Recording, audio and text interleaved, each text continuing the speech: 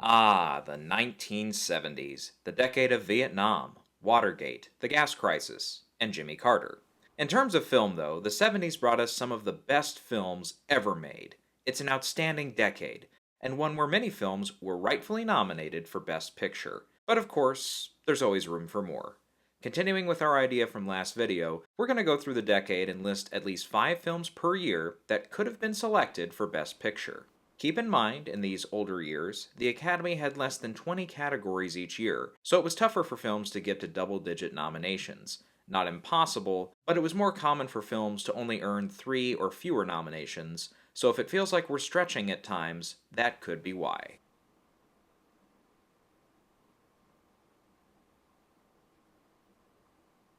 Coming off one of the worst 2 year stretches ever at the American box office, 1970 presented 3 big moneymakers from the studios: Airport, Patton, and Love Story. All 3 were up for Best Picture that year, and not only brought audiences back to the theaters, but a fairly competitive race to the Oscars. Patton did end up sweeping 7 wins, including Best Director, Best Original Screenplay, Best Actor, and Best Picture. Love Story was shut out in the top categories, only taking home a trophy for its original score, but Airport did win an acting prize for Helen Hayes. MASH and 5 Easy Pieces rounded out Best Picture. Federico Fellini and Ken Russell were both nominated for directing, but their films, Satyricon and Women in Love, both were locked out of Best Picture. While Women in Love had 3 other nominations and ended up winning Best Actress, Satyricon only landed in, that's right, Best Director. So I don't see it making its way to Best Picture, and Women in Love becomes our number 6 nominee. I'll put Ryan's Daughter at number 7, from 2 time Academy Award winner David Lean, and earning 4 nominations, including a supporting actor win. I Never Sang for My Father earned a couple of acting nominations and a screenplay nod, so I'll throw that in as number 8. For number 9, I'll go with the war film Tora Tora Tora, which was up for 5 awards. And our final nominee, I think, would be The Great White Hope, which only earned a couple of acting nominations, but Martin Ritt had a few prestigious films behind him at the time that earned Academy favor, like HUD and The Spy Who Came In From the Cold.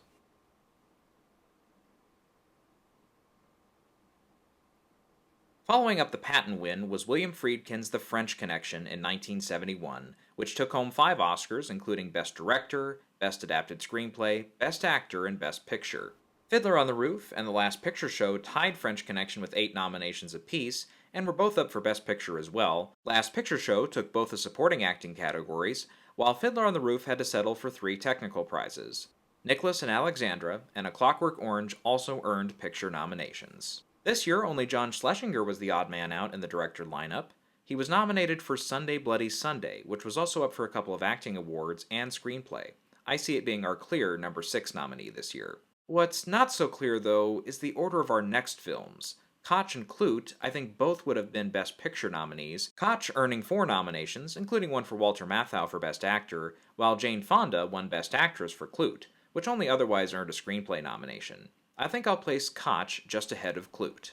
Disney's Bedknobs and Broomsticks earned 5 nominations, all in technical categories, but this was still an era where it wasn't uncommon for the Oscars to pick musicals in their lineup for Best Picture. Mary Queen of Scots also picked up 5 nominations, and I think would have just made the cut for Picture. Most of its nominations were in tech categories as well, though Vanessa Redgrave was recognized with a Best Actress nomination. I'll also say that Carnal Knowledge from Mike Nichols and Summer of '42 by Robert Mulligan were close to earning nominations here as well.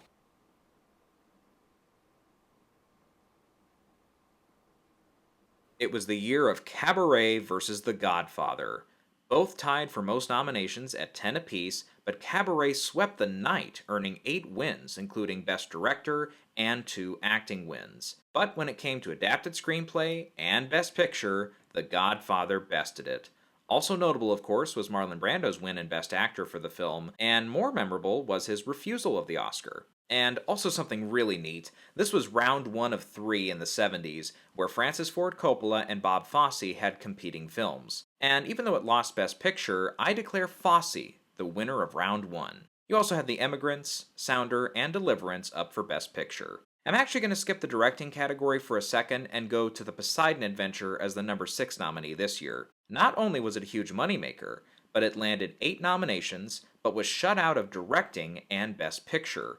True, only one of its 8 nominations was above the line, Shelley Winters in Best Supporting Actress, but this feels like one that could have broken into Best Picture even with only 5 nominees. It may not be a direct comparison, but like in our last video, The Dark Knight has this as an example of another blockbuster film that the Oscars turned away in top categories. Circling back to Best Director, Joseph L. Mankiewicz was our odd man out this year for Sleuth, which also played an original score and earned 2 nominations in Lead Actor. Let's take a time out quick, because this film is full of fun Oscar facts. Laurence Olivier and Michael Caine were the only 2 actors credited in the film, so like Who's Afraid of Virginia Woolf before it, the entire cast was nominated. It also earned its original score nomination after The Godfather was first nominated, but later disqualified after a re-review by the music branch, who brought up that part of Nino Rota's score had been used in the Italian film Fortunella. Sleuth was also the final film for Mankiewicz, who won 4 Academy Awards previously, and is only one of 3 directors to win consecutive Best Director trophies, the other 2 being John Ford and Alejandro Iñárritu. Whew. Okay, so Poseidon Adventure is number 6, and Sleuth is number 7. Moving on. For the 8th slot, I'll pick Lady Sings the Blues, the Billie Holiday biopic, which earned 5 nominations, including Best Actress and Original Screenplay. I'll go with our winner in Best Original Screenplay, The Candidate, as number 9. Its only other nomination was for Best Sound, but this year with Godfather, Cabaret, Poseidon Adventure, and the 3 other Best Picture nominees taking up so much room, it was tougher for other films to garner multiple nods. Finally, I'll go with Pete and Tilly for number 10, which was up for Best Actress and Best Adapted Screenplay. It's notable, though, that Travels with My Aunt earned 4 nominations, and outside of Dame Maggie Smith in Best Actress, it only earned technical nominations.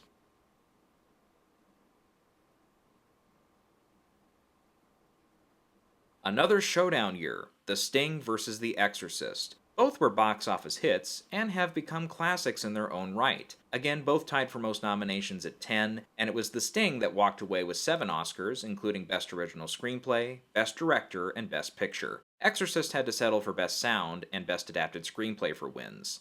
A Touch of Class, Cries and Whispers, and American Graffiti topped off the Best Picture lineup.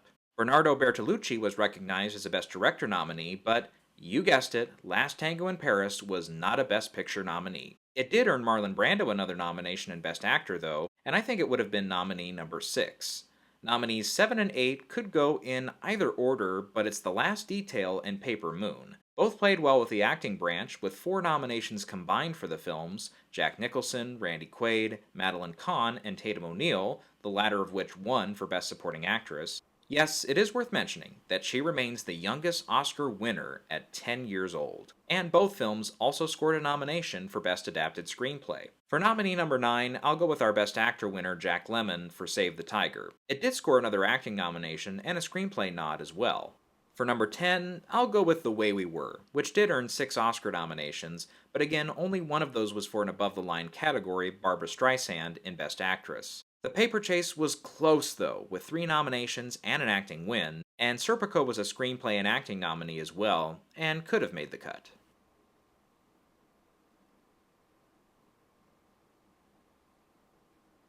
Ladies and gentlemen, this was round 2 of the Coppola vs. Fosse fight.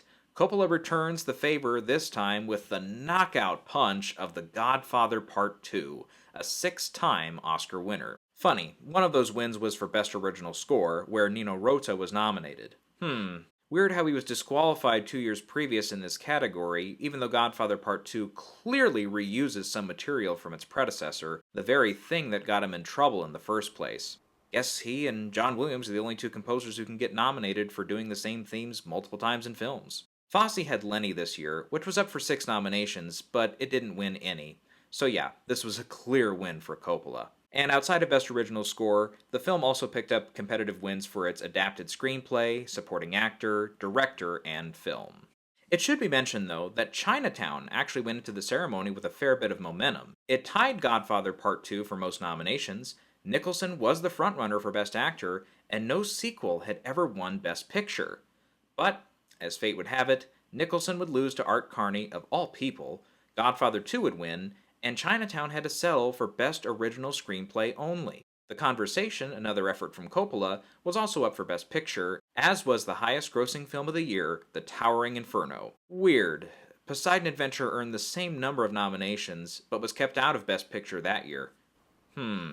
Francois Truffaut and John Cassavetes were both up for directing, but their films couldn't make the cut for Best Picture. Truffaut had Day for Night, which also played in an acting category and original screenplay, while A Woman Under the Influence only had Gena Rowlands as its only other support. Both films, though, I think, would make the cut today if it was a solid 10 nominees. For nominee number 8, I'm going to go with Murder on the Orient Express, a 6-time nominee, half of its nominations coming above the line, including an acting win for Ingrid Bergman, and the other half being in technical categories. I know a lot of people are not fans of Art Carney, but his film, Harry and Tonto, I think would have made the list for Best Picture as well. Its nomination in original screenplay would have helped for sure. And for number 10, let's go with Alice Doesn't Live Here Anymore, a film that played in 2 acting categories in screenplay, winning Best Actress in another upset. Rowlands was the favorite, but Ellen Burstyn won. I'll note that The Great Gatsby earned a couple of nominations and a handful of healthy box office receipts, and Earthquake was a 4-time nominee, but only in tech categories, and I don't know if the Academy could stand 2 disaster movies up for Best Picture in the same year, even though it was a decade where they were very prominent.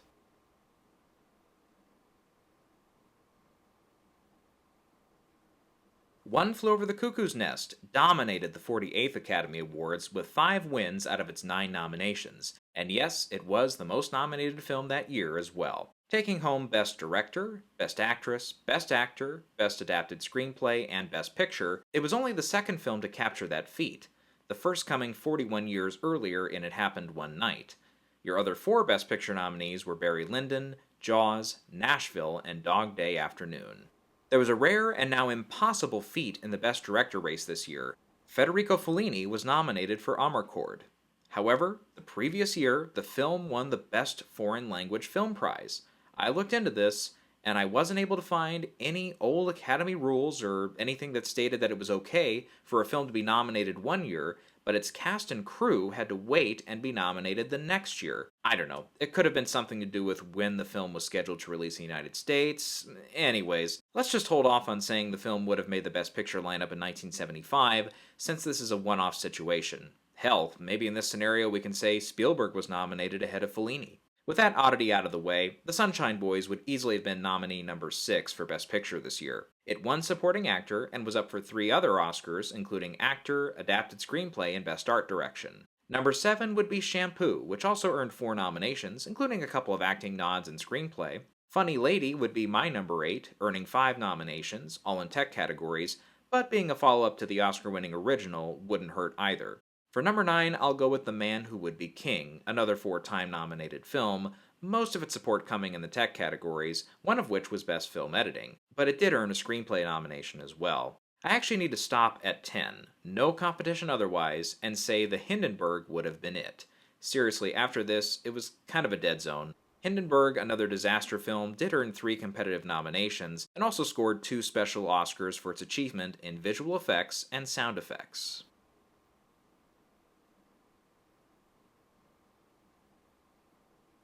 Arguably the best year of film in Oscar history, 1976 presented 4 top-tier Best Picture nominees, all of which have stood the test of time and are aptly named some of the best films of their time, and some are considered among the best films of all time. Network, All the President's Men, Taxi Driver, and Rocky, the latter of which did take Best Picture along with Best Director and Best Film Editing. All the President's Men and Network each took home 4 Oscars, with President's Men winning Supporting Actor and Adapted Screenplay, along with 2 technical prizes. Network, meanwhile, took home Original Screenplay and cleaned up the remaining acting prizes, only one of 3 films to win 3 acting categories. Taxi Driver didn't win anything. And our other Best Picture nominee this year was Bound for Glory. Also a side note, Network and Rocky tied for most nominations at 10 apiece. Even with all these films in the Best Picture lineup, we still had 2 Best Director candidates whose films didn't make the cut, Face to Face and Seven Beauties. I think both would make the Best Picture lineup with 10 slots, with Seven Beauties ahead of Face to Face. Beauties had 3 other nominations, including Best Actor and Original Screenplay. Face to Face did earn a nomination in Best Actress for Liv Ullmann, but otherwise could not find any other slots. So jumping to number 8 in the Best Picture lineup, I'll go with the crowd-pleasing A Star is Born. While critics weren't impressed with it, it did earn a boatload of money at the box office, and 4 technical nominations, plus the star power of the film and its name, probably would have been enough to sneak into the lineup. Nominee number 9 would have been Cousin Kuzan, a 3 time nominee, including actress, original screenplay, and foreign language film. And for number 10, it's a toss up between Casanova and Marathon Man, I feel. Marathon Man would have been one of those rare acting and picture only nominees, like The Blind Side and The Post, but with a multi nominated Dustin Hoffman in the lead role, it could have happened. However, I am going to pick Casanova over it since it earned a screenplay nomination as well as costume design, plus it has Fellini's name on it, who was popular enough to get the directing nomination the previous year.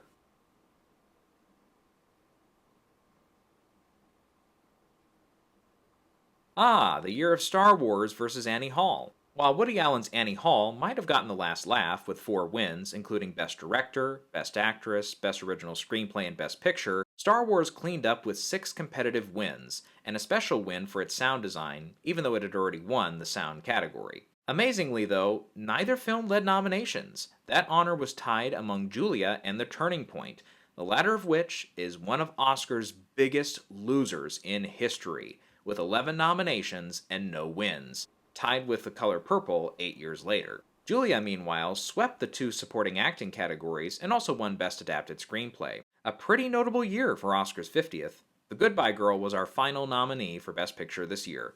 As strongly as I felt about The Dark Knight being the 6th nominee for Best Picture in 2008, I feel just as strongly about Close Encounters being nominee number 6 in 1977. Not only did Spielberg get nominated for directing this time, but the film was also up for supporting actress and 6 technical prizes. Again, not too many films back then were up for 8 Oscars, but not nominated for Best Picture.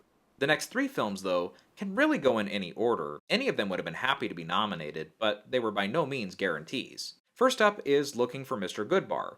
While it only earned 2 nominations, one in Supporting Actress and the other in Cinematography, it did star our Best Actress winner Diane Keaton. Funny, the same year Richard Dreyfuss won for The Goodbye Girl, but also starred in Close Encounters, so let's just say it would have been neat to have 2 Oscar-winning actors appear in 2 Best Picture nominees the same year. I'll go with our first James Bond film to be nominated for Best Picture, in this scenario at least, with The Spy Who Loved Me. While it only played in 3 tech categories, it was one of the few remaining films that year to earn more than 2 nominations.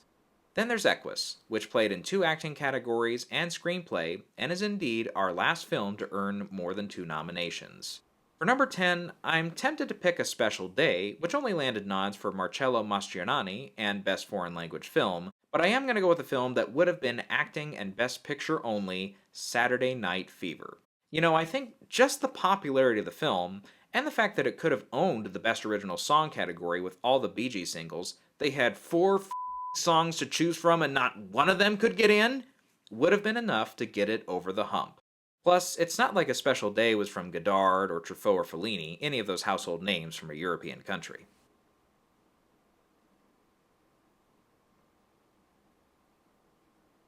In the year of Vietnam reflective films, it was Coming Home versus The Deer Hunter in 1978. Deer Hunter ended up taking home 5 Oscars, including Best Supporting Actor, Best Director, and Best Picture in the top 8 categories. Coming Home won Best Actor, Best Actress, and Original Screenplay. Otherwise, Heaven Can Wait tied with Deer Hunter for most nominations that year, both earning 9. Midnight Express and An Unmarried Woman were our other 2 Best Picture nominees.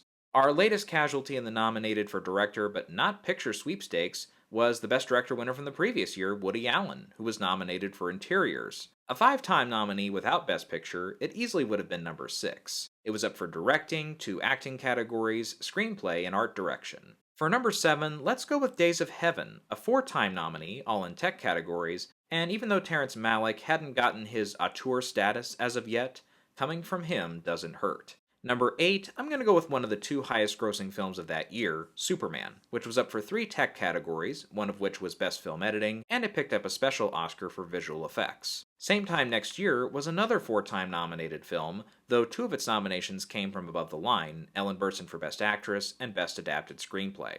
And for the final slot, I'm going to go with California Suite, which won Best Supporting Actress and was also up for Adapted Screenplay and Art Direction. Close, but no cigar for The Boys from Brazil and The Buddy Holly Story, both of which were 3-time nominees.